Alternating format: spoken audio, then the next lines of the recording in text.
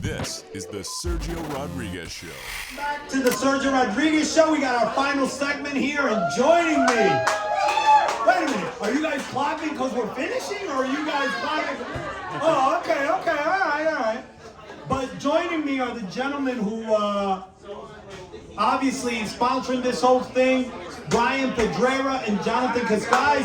Give these guys a hand. Owners of this wonderful establishment. Guys, thank you for having me. Thank you so much. You know, Parc Tavern, when you guys bought it, was the name in place? The name was not in place yet. It was originally Hinchy's. We named it the Parc because they were building a park right across the street, and it just popped up in our heads that That's we unique. call it the Parc. And it's a sports bar, and you play all the sports at the park. What's Hudson Park? Just made sense. You guys grew up in this neighborhood. Correct. You guys were Kearney, right? Kearney, yep. Kearney. Okay, so you guys are from Kearney, and you wanted to stay in the neighborhood, right? Correct. How's the business going? What's the clientele here? What's going on? The clientele is pretty much age group like 21 to about 35. Kind of turns into a small little lounge at night on the weekends. Karaoke on Mondays. Your typical great local bar with great food. And it's doing phenomenal. Can't complain.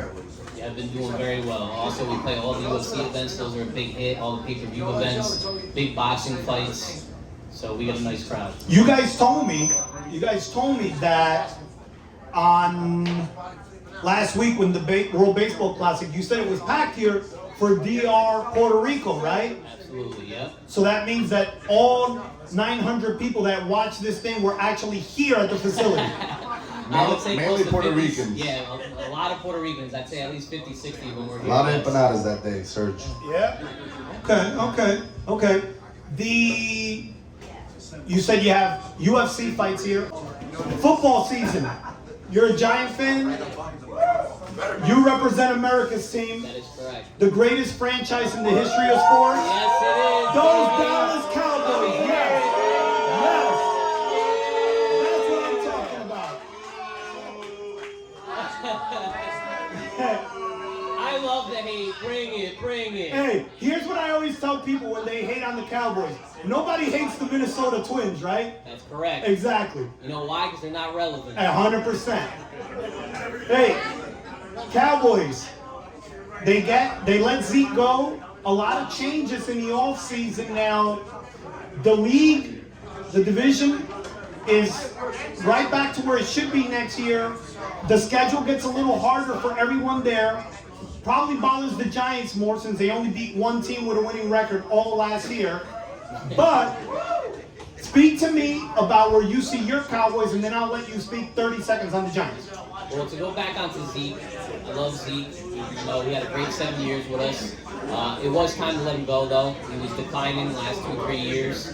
Pollard has stepped up. I think he's going to be a great RB1. This year, honestly, I see it as another 12-win team at least. Possibly the division winner. Philly does look good. They looked better last year than I ever would have thought. I thought we were definitely a lock for the division last year. We were 12-5. I think we'll be there around that vicinity. And I think we will be probably the division winner. If not, we'll be the top wild card spot again. Do the Giants make a push here? Yeah, I think our probably are the most relevant and exciting offseason. I got it. Go into that one. Go ahead. Probably the most relevant and exciting offseason for us in a long time in the division itself.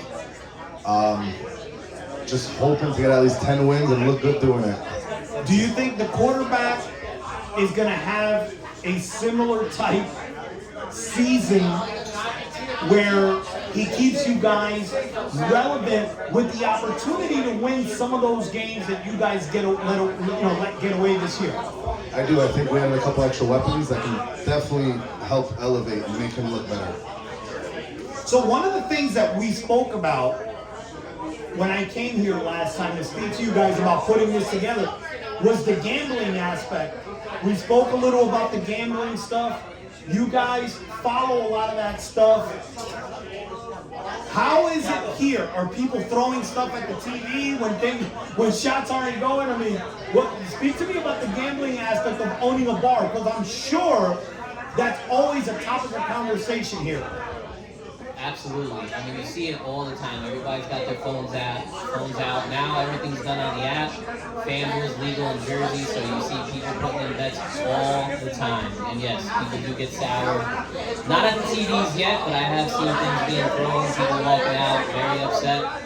Gambling's a huge, huge part.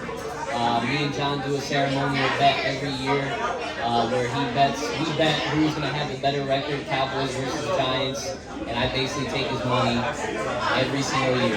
I'm a fan, Serge. I know the reality, but I'm a fan. And he gives me even money on that bet. So I don't give a shit. He gives me even money on that bet. That's what happens. That's what happens when you have money. You can throw it away, right? I take it out of the bank account from the business.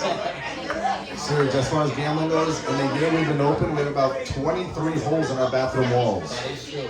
Big time. It's either a lot of rage from people just losing, and this is a true story. Yep. 24 holes to be exact. I counted every one. Hey, before we finish up, you're a big card collector. The other day, I put something up on my Instagram for Darius Miles. Remember, I saw it. Not the guy who just killed somebody from Alabama, the real Darius Miles, right? I just want to make sure. Listen, at that time, I probably watched a lot more basketball than I do now. I'm a huge Kobe fan, but I remember when that Clippers team, Corey Maggette, Quentin Richardson, Darius Miles, they got together, they put on a show. Lamar Odom, I believe, was on that team as well. The whole headband dap and the show that they used to put on. Darius Miles was a really good talent. Well, so we put up his cards, and he actually posted it on his story. He thought it was cool, and we're going to be doing that a little bit more often. Out of all the cards that you have, what's your one favorite card? Forget about value, because what's value is wonderful. Which card means the most to you? Yeah, the card that means the most to me will be my first ever Cristiano Ronaldo on-card autograph at National Treasures. It's numbered out of 15. He's probably my favorite athlete of all time, next to Kobe. The best soccer player ever. Best soccer Serge, by far. Yes, that's the best player ever, in my opinion. That would be up there. And then I also had a true RPA, which is a rookie patch auto, rated 9.5 out of flawless, which is the highest rated cards of Dak Prescott. So those would be those are my top. Okay. I mean, some people might debate the whole Ronaldo thing. And some people might say he's not even the real Ronaldo, right? But we're not even going to go there. But listen, We could go there. before we finish up, I want to do a toast. Not only to your business, I hope it succeeds more than it already has. And I appreciate you guys for having myself, my family, and a lot of my friends here today. So thank you. Appreciate you. Thank you. You've been listening to the Sergio Rodriguez Show, a show unlike any other. This is the Sergio Rodriguez Show.